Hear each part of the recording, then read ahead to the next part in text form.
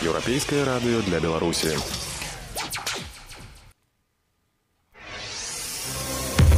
Еўрарадыё. Час ведаць, што адбываецца. Вітаю ўсіх слухачоў Еўрарадыё. Студыі для вас працуе Зміцер Лукашук, і гэта сумесны стрым Еўрарадыё і Е-прамовы, які можаце не толькі слухаць, але і глядзець праз акаунты Еўрарадыё ў сацыяльных сетках Facebook, Аднакласнікі, ВКонтакце, на канале YouTube. Нафта ў свеце таннее, а паліва аўтамабільнае ізноўку ў чарговы раз у Беларусі даражэе. Вот ізноўку падскочылі цэны на тую ж самую кураціну. Што адбываецца з эканомікай, з доларам увогуле ў свеце, мы сёння абмяркуем з эканамістам Ярославам Романчуком. Добрый день, спадар Ярослав. Прывітанне, спадарства. Ярослав, вот ўсё ж таки патлумачце мне, як так адбываецца? Кошты на нафту ў свеце падаюць, а бензин у Беларусі даражэй. Вот як так можа быць? Вот чым тут нейкая ўзаемасувязь? Справа ў тым, што Беларусі ніколі не працавала па сусветных варунках, яна была ў некай такой звязцы з Расіяй, і гэта прывязана да таго, якія мы стасункі маем з Расіяй. Гэта першы чыннік. Другі чыннік гэта тое, што ў нас ручное кіраванне цэнамі, у нас няма такога вось трансляцыі цэны на нафту, цэны на нафтапрадукты, у нас усё рэгулюецца нашым урадам. Таму тое, што, напрыклад, там з'яўляецца зніжэннем цэн для ўсяго свету, залежыць ад таго, як інтэрпрэтуе гэтыя навіны наш урад і Белнафтахім, які з'яўляецца такім магутным шлагбаумам альбо павелічэння, альбо зніжэння цэнаў. Таму мы, як, напрыклад, таксама сусветная эканоміка можа падаць, можа падымацца, але паколькі мы не інтэграваны ў яе, інтэграваны толькі праз нейкія там суравіну, вось мы не адчуваем гэтых скачкоў, вось і жывем у сваім балотцы. Но калі мы ўжо зараз заговорили на тэму блізкую ўсім аўтамабілістам, то есть бензин, давайте на гэтую тэму крыху і далей. Зазначу яшчэ, што ў гэтым апошнім месяцы у ліпені у нас дэфляцыя, у нас цэны знізіліся на 0,2%, і таму рэкордна нізкая інфляцыя за 7 месяцаў, недзе там 2,8%, і таму Нацыянальны банк кажа, ну глядзіце, у нас все добра з цэнамі. Да, тым не менш, а што чакаць з цэнамі на тое ж самае аўтапаліва у бліжэйшыя гады? Ёсць жа ж нейкія падазрэнні, што з-за таго, што гэтых манёўраў, што зараз напрыдумывала Расія, у нас увогуле невядома, што з гэтым будзе рабіцца, паколькі мы будзем, за колькі мы будзем купляць нафту. Як я кажу, на гады, нават АПЕК не ведае, альбо Расія не ведае, што будзе на гады, тут ніхто не ведае, што будзе напрыканцы гэтага года, таму што тут справа, як будзе паводзіць Саўдаўская Аравія, як будзе паводзіць Злучаныя Штаты Амерыкі, якія з'яўляюцца велізарным прадуцэнтам і экспарцёрам нафты. Таму тут нам бы дажыць да прыканца гэтага месяца без абвалаў, але для нас можа значна больш такая цікавая навіна, гэта тое, што Расія можа прыкрыць экспарт сваёй краіны нафтапрадуктаў для Беларусі, альбо там зрабіць з пошлінамі, яна можа дэвальваць апусціць свой расійскі рубель, вось, і можа вось зноў у наступным годзе будзе нафтавы маневр, які безумоўна прынясе негатыў для нашай эканомікі, таму што мы зноў прывязаны да гэтай нафты, якая шла нам без пошлінаў, цяпер будзе іншы рэжым, і мы страцім прынамсі $300 мільёнаў, і гэта такая вельмі паверхнасная ацэнка. А калі мы паглядзім на ўсе наступствы, то я думаю, што трэба зноў ставіць крыж на Беларусі як Эміратах, якія прывязаны былі да Расіі менавіта нафтай, газам і рынкамі збыту. Ну, я так разумею, што калі будуць з-за вот гэтых манёўраў страты бюджэту, прычым на такія астранамічныя сумы, пра якія... Гэта не астранамічна яшчэ, $300 мільёнаў, гэта ведаеце. Бюджэт гэта амаль там $21 мільярд. Гэта з фондам сацыяльнай безбеспекі насельніцтва, з усімі іншымі фондамі. $300 мільёнаў, здаецца, не маленькая вось такая рэч, але як зноў, калі мы паглядзім потым на тое, як мы гандлюем з Расіяй, што мы купляем і іншыя рэчы, то я думаю, тут страты могуць прывесці быць прынамсі ў 2 разы большымі. Ну мы ж прывыклі як, калі дзяржава на нечым страчвае, то яна гэтыя страты спрабуе пакрыць за кошт беларусаў, то есть выцягнуць з нашай кішэні гэтыя грошы. І тое, што небяспечнае, што я пачуў меркаванне Міністэрства фінансаў, якое кажа, што ў наступным годзе у нас будзе прафіцыт бюджэту. У нас выпадаючыя гэтыя доходы мы ўжо улічылі ў бюджэт, і я кажу, а за які кошт? Дзе гэтыя крыніцы, якія будуць напаўняць бюджэт. І зноў міністэрства фінансаў так зноў намек да зразумення адкуль гэта павышэнне НДСу, налога на данную вартасць, і акцызаў. Гэта значыць, што зноў людзі будуць плаціць больш за ўсе тавары, паслугі, таму што НДС па сутнасці ў кожным тавары ёсць. Ну і акцызы гэта тытунь, гэта алкаголь і гэта, безумоўна, паліва. Так што, калі будуць выпадаць даходы менавіта з гэтым, мы ўсе заплацім. І, на жаль, вось, калі Лукашенко нават казаў, трэба не дапусціць агалення бюджэту, вось, міністэрства фінансаў не удакладніла, што значыць не дагаліць бюджэту. І калі мы бачым даходы органаў дзяржаўнага кіравання ў 2017 годзе 42% ВВП, то за 4 месяцы гэтага года амаль 48,5%. Такім чынам, яны выцягваюць з нашых кішэняў амаль палову унутранага прадукту, гэта ўсяго то, што мы вытвараем у нашай эканоміцы, і размяркоўваюць па тых кішэнях, якія, з майго пункту гледжання, не ведаюць, што з гэтымі таварамі потым рабіць. І также колькі акцыз у кошце на літр паліва складае? Амаль 58-60% будзе больш. Будзе яшчэ больш. Так трэба, як кажуць, трэба браць еўрапейскі досвед, а ў еўрапейскіх краінах некаторых да 75% цана доля падаткаў у цане паліва. Так што, калі паглядзім на паліва, кажуць, вось, вы ж хацелі Еўропу. Еўропа будзе даляры, літр паліва будзе каштаваць, напрыклад, 1,5 еўра. Няма чаго, трэба на веласіпеды ўсе, на раверах і ўсё. І ўсё это будзе лепш. Я тут згодны, можа быць, яны тут хочуць да Еўропы дацягнуцца па ўзроўню акцыза, па ўзроўню кошта на літр паліва, а па заробках яны дацягнуць да еўрапейскіх. А гэта ж не частка прапаганды. Прапаганда, яна на тым і кіруецца, што трэба частку нейкай праўды казаць, а другое, нех кажуць незалежныя СМІ, вось, якія там маюць зусім іншы ахват аўдыторыі. А людзей дураць, калі яны купляюць гэту жвачку, што трэба, каб дзяржава была сацыяльна арыентаванай, каб даваць грошы на пенсіянераў і на садкі, і на лекі, і на ўсё, трэба забіраць там палову даданай вартасці ўсей эканомікі. Гэта такая прапаганда, якая людзі спажываюць гэта, кансумуюць больш за 25 гадоў, і ўрад спадзяваецца, што так будзе працягвацца. А ўвогуле, як можна ацэніць на сённяшні дзень нашы эканамічныя адносіны з Расіяй? Вот што мы маем? Варварства, я пагаджуся з Лукашенко, што гэта варварства. Там Еўразійскі эканамічны саюз, з іншага боку, тут табе і нейкі манёвр, які абяцае нам страты бюджэта, тут табе і варварства у выглядзе таго, што нам там і крэдыты нейкія не даходзяць, і нечага ад нас патрабуюць. Што гэта? Як ацэніць? Зноў апошняя цытата Лукашенка мне спадабалася, таму што сказаў варварства і васальства. Вось, толькі з пункту гледжання таго, што мы падпісваем нейкія дамовы, там саюзная дзяржава, ЕАЭС, на мой пункт гледжання, у нас нават няма зоны вольнага гандлю.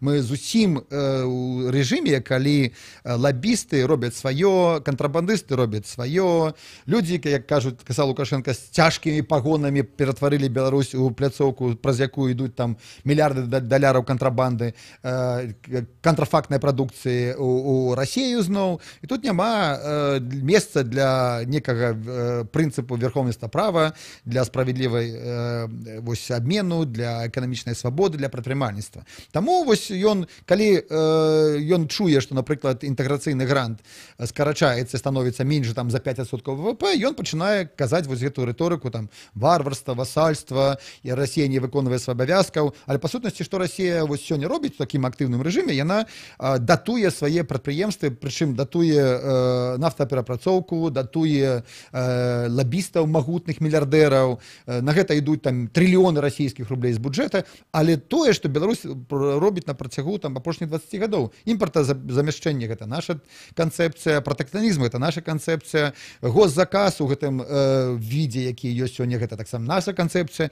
Таму вось гэтыя такія вось характарыстыкай взаимаадносін паміж Беларусю і Расіяй, як варварства і як васальства, яны па сутнасці являюцца следствам таго, што ў нас няма паміж нашымі краінамі некай агульнай пляцоўкі, як у развязе, напрыклад, закон, верховенства права, і тады мы згодна з гэтым працуем. А ёсць проста там Газпром на сваёй хвалі, Роснафта на сваёй хвалі, фінансавыя бароны на сваёй хвалі, кантрабандысты на сваёй хвалі. І вось гэтыя хвалі, калі, напрыклад, сёння вось Путін з Бортнікавым, там, з Нарышкіным, з усімі генераламі, з людзьмі ў пагонах кажуць, ну, добра, зробім нейкі іншы сюжэт з Беларусю, напрыклад, у постаці нейкай новай дзяржавы, таму што рэйтынг Пуціна падае, нешта трэба рабіць. У геапалітычным імперскім сэнсе, ну, тады я думаю, што вось гэта тое, што і вельмі клапоціць Лукашенка,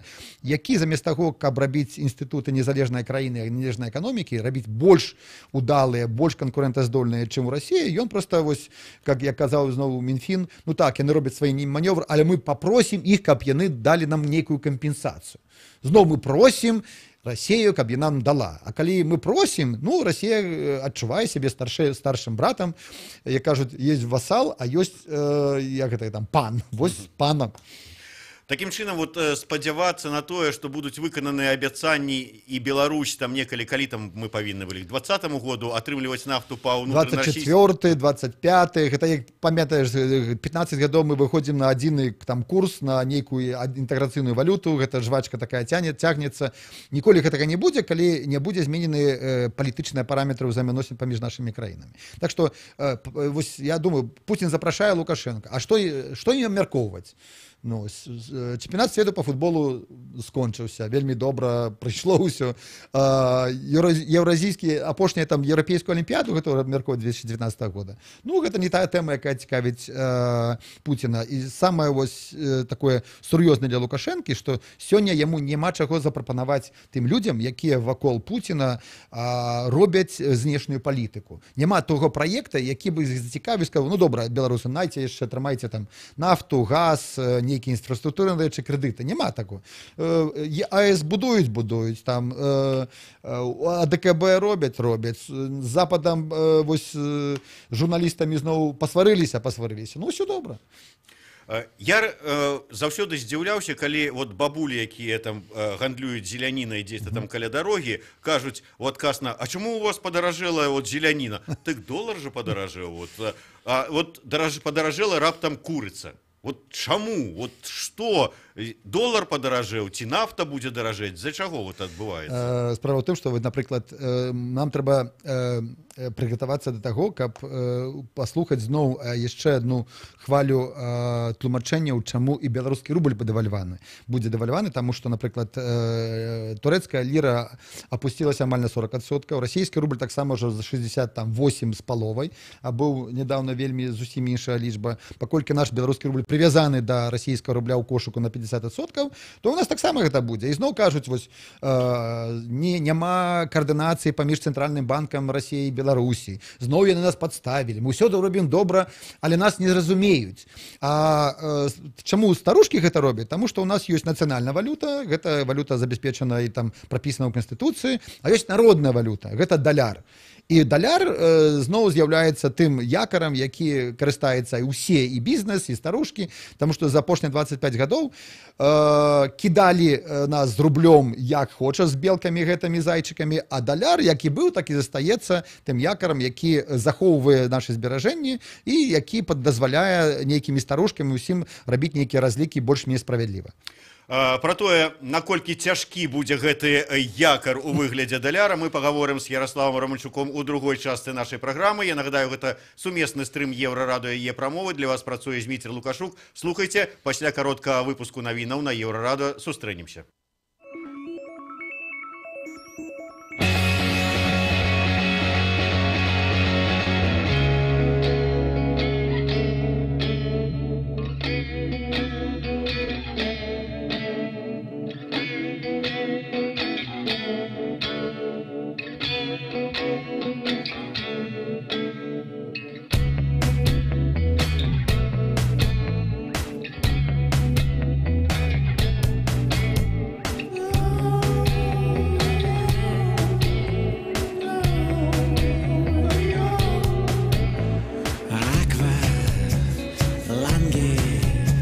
крадущиеся трепанги.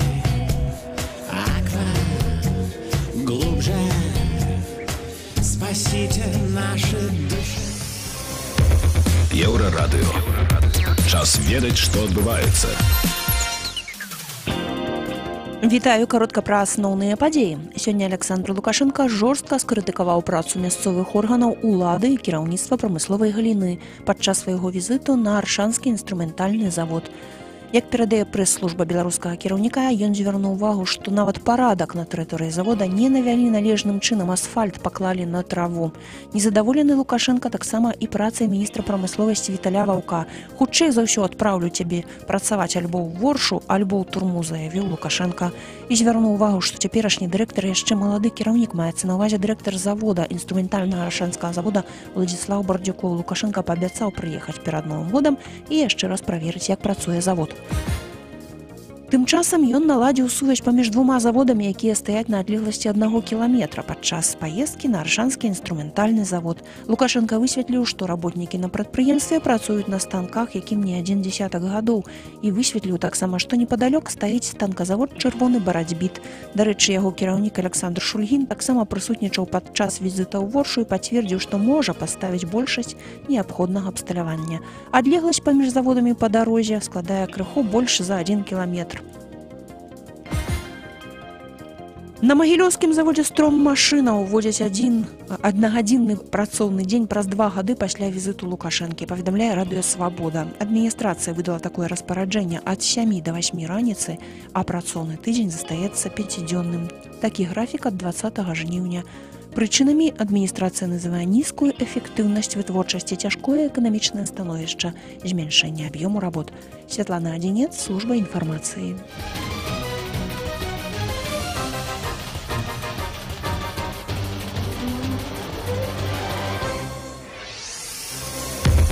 Еўрарадыё. Час ведаць, што адбываецца.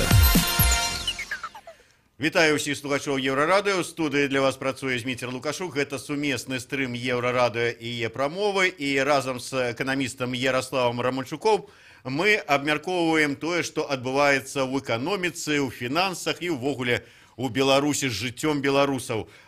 Яраслав, я чытаю паведамленні сённяшнія з торгоў валютных і бачу там, да прыкладу, загалоўкі шакуючыя такія. 13 жніўня расійскі рубель паскорыў сваё падзенне. Вы зараз у першай частцы нашай праграмы сказалі пра тое, што магчыма з-за вот гэтага давядзецца дэвальваваць беларускі рубель. Што гэта азначае? Гэта азначае, што у нас сёння расійскі рубель там 68,5, калі ён будзе 80, а калі гэта гэта чуткі толькі пра тыя санкцыі, якія павінны быць уведзены супраць Расіі, а калі яны рэальна будуць зведзены і будзе магутны такі удар па Сбербанку, пра фінансавай сістэме, пра абслугоўванню даўгоў, ну тады, як мяркуюць некаторыя расійскія аналітыкі, гэта нават будзе 100 расійскіх рублёў за даляр і нават яшчэ горш. Гэта значыць, што калі мы нічога не будзем рабіць, да, гэта будзе падаражэнне беларускага рубля, і тады мы паложым свой экспарт. І тады мы будзем у сітуацыі, калі якая была у нас там 2015 годзе, там 2014, калі таксама мы чакалі, калі Цэнтральны банк Расіі з намі нешта пачне ўзгадняць, беларускі рублей падаражаў у дачыненні да расійскага на амаль на 90%, вось, і здарылася тое, што беларусы пацяклі з сваімі далярамі ў Расіі купляць машын, там аўтамабілі, ўсё-ўсё. Таксама можа быць тут, але паколькі у нас прывязка, то Нацыянальны банк павінен будзе дэвальваць беларускі рубель у дачыненні толькі расійскага да і кошыку валютаў, і тады у нас вось той стабільны курс, які быў апошнія там 1,5 гады, які прапісаны нават у бюджэце 2019 год, трэба будзе проста вось у кошык выкінуць, таму што гэта ўсё хацелкі, якія не маюць нічога агульнага з рэчаіснасцю. Рэчаіснасць такая: мы прывязаны да Расіі. І гэта прывязка не, зноў Лукашенко казаў, дыверсіфікаваць, зменшыць прывязку. Ніхто, урад нічога не робіць, каб гэта адбылося. Таму у нас будзе курс не 2,07, не 2,1, а можа быць 2,5, нават 3, калі зноў пачне рэалізавацца гэта другая частка, якая хацеў бы ўрад, зноў накачка інвестыцыйных праектаў. А і калі не будзе грошаў зноў на тое, каб фінансаваць наш доўг, наступным годзе, нагадаю, гэта амаль 4 мільярды даляраў, 3,9 мільярдаў даляраў, гэта там окаля 80% ВВП. Вось гэта тыя хібы, тыя інвестыцыйныя праекты, якія мы рабілі ў мінулым, якія не далі нам ніякога эфекту, будуць тым ярмом, з якім мы будзем уваходзіць у 19 год. Ярослав, два пытання простыя, Давай. таких от, может быть, простых белорусов, якія вот зараз слухаюць с такими вот вачыма, вот все, что вы такое разумное. Катастрофы не будзе, людзі, не будзе. Не, самое простое, калі конкретно вот дату можете назвать, калі можно будзе ехать у Россию за танным автомобилем, там ці холодильником? Я зараз только шапку мага надену, так, Ну, вы ж прадказваеце, потелефоную што Путину будзе. и скажу: Владимир Владимирович, калі вы же там зробіце нешта сваім рублём? Я тут отмашку павінен даць. Гэта ж не эканамічнае пытанне, гэта пытанне, якое там мае шмат чыннікаў ёсць. І навуковец, і эканаміст не з'яўляецца шаманам, які бы казаў. Але згодна з тым, як развіваюцца вось гэтыя розныя падзеі, тренды, то гэта трэба чакаць, ну, зноў, увосень, калі зноў наш Нацыянальны банк не будзе рэагаваць. Мы паглядзім, напрыклад, што з нашым рублём адбываецца, дачыней да расійскага і да кошыку валютаў, ён рэагуе. Нацыянальны банк, ён даволі добра разумее наступствы, таму ён будзе дзейнічаць. І мы толькі не ведаем тое, як будзе дзейнічаць Рада міністраў, Міністэрства фінансаў. Калі не будзе хапаць, напрыклад, грошаабароткі у наших прамысловых гігантаў, якія прыйдуць, як казаў Лукашенко ў снежні, красныя дырэктары і пачнуць зноў патрабаваць грошы. Не будзе, няма адкуль узяць гэтыя грошы. Альбо, напрыклад, мы, як кажа Газпрам, будзем прадаваць Белтопгаз. Гэта там прадпрыемства, за якое можа адно атрымаць там да 5 мільярдаў даляраў, але гэта як прадаваць фамільныя срэбра у часы там крызісу, гэта вельмі будзе дрэннае рашэнне, альбо пачнем прадаваць суверэнітэт. Не ведаю, што якое рашэнне будзе прынята ўладаў, але з пункту гледжання таго, як сёння адбываецца кіраванне рознымі прадпрыемствамі, Гамсельмаш, Аршанскі раён, там шклофабрыка Неман, іншыя прадпрыемствы, якія трэба даўным-давно было бы прадаць, аддаць у прыватныя рукі, інтэграваць іх у нейкія ланцужкі даданай вартасці, вось нічога не робіць. Лукашенко з нового пункту гледжання, калі вот не было гэтага ўзросту ВВП 4,5%, ён сказаў, трэба будзе рабіць рэформы, малы сядзерні бізнес, дэкрэт номер 7. Сёння, калі гэтыя добрыя навіны прыйшлі, і зноў расслабіліся і кажуць, ну, будзем рабіць все па-старому. І гэта самае небяспечнае. Але ўсё ж таки, калі расійскі рубель будзе каштаваць там 80, да прыкладу, а то і 100, будзе нейкі вот такі вот прамежак, у які самыя юркія такія беларусы змогуць ушчаміцца і з'ездзіць у Расію, нешта там сабе такое на халяву прыдбаць. Калі ён будзе вельмі такі не... Ну, гэта залежыць ад таго, ці будуць павышацца цэны ў розніцы ў расійскай. І паколькі расіяне ўжо вывучылі урокі, я думаю, што гэта будзе недзе, можа, там паўмесяцы, калі ёсць такая магчымасць будзе, але зноў я бы на гэта не разлічваў. І ввогуле, навошта траціць свае грошы ў сітуацыі, калі у нас ўсё хапае. Што будеш 3 тэлевізоры купляць, альбо купляць будеш нейкую там 5-ю мікраволновую печку, альбо што, навошта? То есть гэта ў сітуацыі крызіса, калі ты не ведаеш, якая будзе будучыня, трэба захоўваць вось нейкую там беражлівасць і думаць о тым, як гэтыя грошы будзе спажываць, калі у тебя доходы будуць не там на 30% менш. Вось да гэта трэба прыгатавацца. І берагчы грошы ў банкі, ў банцы альбо ў слоіку. Найлепшы беларускі банк Слоік. Да, вот Слоік Бай. Слоік Бай найлепшы. Я не давяраю банкаўскай беларускай сістэме, таму што яна страшэнна рэгулявана. Таму зноў, калі ў каго нейкія зберажэнні ёсць, лепш слоік, лепш там нейкую там пад яблыню, закапайце, схавайце ў далярах, у еўра, лепш у швейцарскіх франках, тому что гэта вельмі надзейная валюта. Ну, а калі там, гэта я кажу тым людзям, якіх там больш за 10 000 даляраў ёсць у эквіваленце. А калі іх няма, то людзі інвестуйце ў дзяцей, у здароўе, у веды, у нейкія новыя навыкі. Гэта тое, што дазволіць вам захаваць нейкі ўзровень дабрабыту нават у самыя цяжкія часы. Все ж таки, калі ўжо зашла размова про долар, цікава ўсё ж таки ваше меркаванне. Мы любим у вас пытаться про ваши прогнозы, колькі будзе к концу года Я говорю, каштаваць гэта долар. угадайка справа господарства. Я кажу, зробив. Ну, не угадайка, а спрагназуйце. Ўсё ж таки вы эксперт-аналітык, можете спрагназаваць, ўсё ж таки, які будзе курс долара? Гэта зноў, гэта забава, як мы з вами, напрыклад, можам казалі альбо забаўляліся з рознымі лікамі, хто будзе стане чэмпіёнам свету по футболу. Таксама, гэта ж Goldman Sachs сказаў, што будзе так, зноў гэтыя прагнозы, там мільён розных камбінацыяў вылічылі і зноў праваліўся, таму што жыццё яно багацейшае за ўсё. Я думаю, што мяркую, што напрыканцы года наш рубель будзе каштаваць 2,5. Вось это мінімум. Калі будзе небяспечны сцэнар, ён можа быць нават 3, але гэта зноў пры канец года гэта можа не супадае там з студзенем, гэта можа быць, напрыклад, у першым квартале, у залежнасці ад таго, як будзе горача у тэме Расія, Турцыя і сусветная эканоміка. Таму што у свеце столькі сёння дысбалансаў, столькі ўсяго, што справа можа апынуцца вельмі незручна, вельмі там крытычна для ўсіх развіваючыхся краінаў, якія маюць запазычанасці ў далярах. А у нас не толькі справа там мы знешнія даўгі маем у далярах, але ўнутраны доўг амаль там на 85% таксама ў далярах. І вось гэта зноў такая крывая праўда з пункту гледжання Нацыянальнага банка і Міністэрства фінансаў, які нам людзям кажуць, рублі, беларускія рублі, наша ўсё, а пры гэтым размяшчаюць і прадаюць еўрааблігацыі, і прадаюць аблігацыі на ўнутраным рынку ў далярах.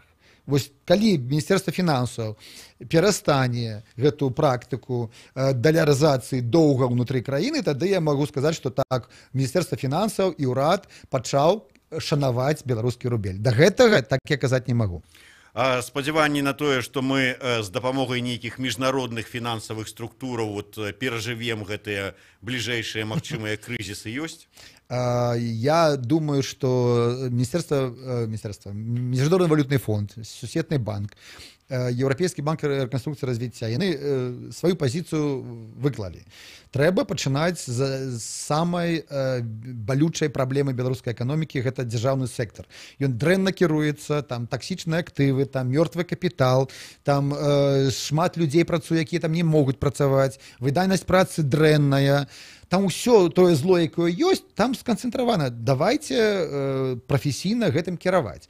А беларускі ўрад робіць усё і па-старому. От Лукашенко паехаў, даў загад, зноў казаў Міністэрства прамысловасці альбо ў турму, альбо на кіраўніцтва там інструментальным заводам у Аршанскім раёне. Падарства, ну гэта ж такі савок, як быў 40 лет. Пад гэта, я думаю, што ні ломанага цэнта, як кажуць, не дадуць. Я думаю, што гэта вельмі такая добрая пазіцыя, таму што калі і далі бы, як памятаеце, быў 2008-2009 год, 10, калі Міжнародны валютны фонд даў нам 3,5-3,6 мільярдаў даляраў крэдытаў, і што мы зрабілі? Узялі пад рэформы, праелі. Вось, а ў 2011 годзе здарыўся магутны крызіс, які абваліў наш і рубель, і цэны ў нас былі там шалёныя. Вось, так калі нам сёння ў гэтым сістэме даць, гэта як даць, напрыклад, вось чалавеку, якога ломка, так, і яму он кажа, дайце мне бутэльку піва, дайце мне бутэльку водкі. Ты даеш ему бутэльку водкі і можаш, ну толькі заўтрашняга дня ты не будзеш піць. Ты поверишь в эту абяцанку? Не. Так само ўраду беларускаму сёння яму забаронена, як гэтыя запалкі дурню. Не трэба даваць, таму што ён усё толькі прафукае і яшчэ будучым пакаленнем заставіць даўгі.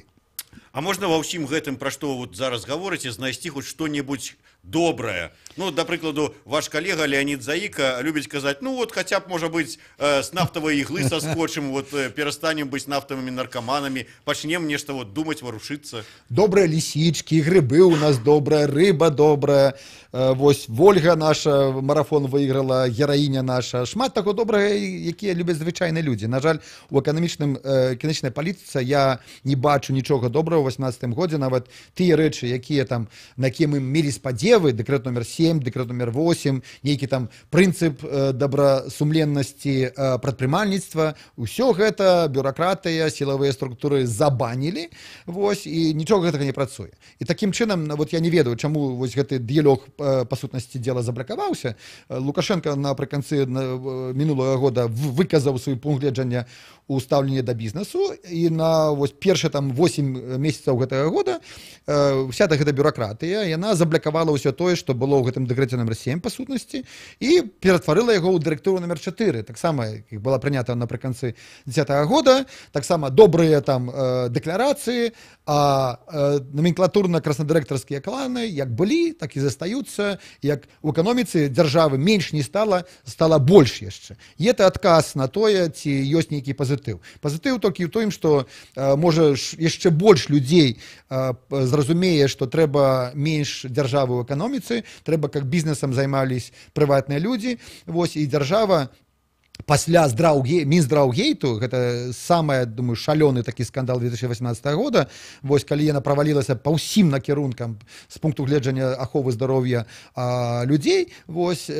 пачнуць больш кіравацца логікай навукі і здравага сэнсу, а не логікай таго, што дзяржава нам дапаможа. Вось гэта ілюзія таго, што там дзяржава у нас вельмі добрая такая, яна трэба, каб яна зышла ўжо. Можа, нас выратуюць вот гэтыя ўсе паркі высокіх тэхналогій, IT-краіна там. Зноў, дэкрэт номер 8 ёсць, добрая дэкларацыя, але каб ён запрацаваў, трэба, каб было зразуменне органаў дзяржаўнага кіравання. Іх таксама няма. І людзі там, людзі, якія працуюць у гэтым парку, якія хацелі бы інвеставаць, адкрываць нейкія біржы, яны сутыкнуліся з тым, што, ну, добра, сказалі адно, але гэта таксама заблякавалася на нейкім этапе, і той хайп, які быў першы, ён таксама зноў зыходзіць. І зноў, трэба разумець, што калі мы робім для хайпу, гэта адно, а калі бы робілі для таго, каб гэты ПВТ-парк, альбо тыя людзі, якія працуюць там з тэхналогіямі, з мазгамі, дапамаглі мадэрнізаваць і ператварыць усю прамысловасць, вось тады гэта был бы рэальны результат. А я не бачу яго. Чыноўнікі, якія былі, якія там дзярбанілі нашу эканоміку на працягу апошніх 20 гадоў, яны зноў рэалізатары там гэтых усіх дэкрэтаў і установаў прэзідэнта. Так не можа быць. Адна каманда, тыя ж людзі. Трэба зноў рабіць кадравую рэвалюцыю, і зноў я бачу такі агульны, такі ціхі шэры сабатаж таго, што нават Лукашенко добрае кажа. Ён кадравых рашэнняў не прымае, ён давярае, і гэты лаялізм такі, ён таксама нішчыць тыя добрыя там зерня, якія ёсць на ўзроўні заканадаўства.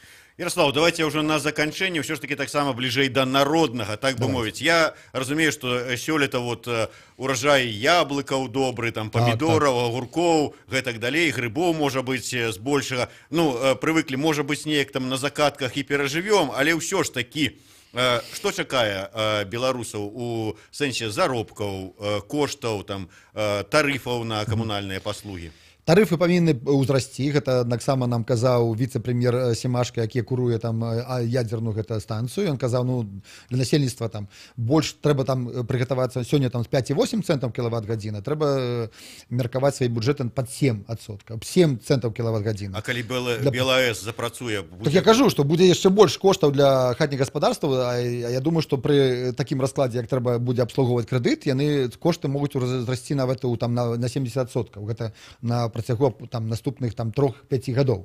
Для прамысловасці зноў, калі любімчыкі яны будуць атрымліваць там па 10-11 центаў кілават-гадзіна, а бізнес сёння атрымае па 40-50 центаў, і можа яшчэ больш, таму што гэта зноў тая махіна, якая неведама як будзе ўбудавана ў эканоміку. Гэта зноў абсурд эканомікі, праекту, які быў арыентаваны на зусім іншыя варункі працы, зусім іншыя там патэнцыял з пункту гледжання экспарту, які сёння не ведаюць, як убудаваць эканоміку.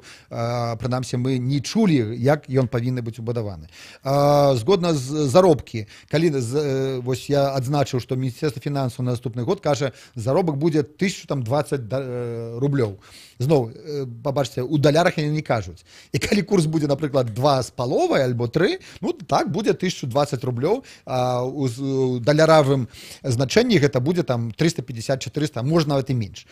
Будзе міграцыя працоўнай працы, будзе звальненне людзей, і будзе яшчэ больш раптанняў, і гэта той шанец для Беларусі, таму што палітычныя цыклы не супадаюць з эканамічнымі, і мы зноў будзем у стане, калі Лукашенка і палітычныя ўлады сустрэнуцца з вельмі недобрымі кан'юнктурай і сітуацыяй в эканоміцы і фінансах. Дзякуй вялікі. Ярослав Романчук, Зміцер Лукашук у студыі, сумесны стрым Еўрарадыё і Е-прамовы. Слухайце Еўрарадыё.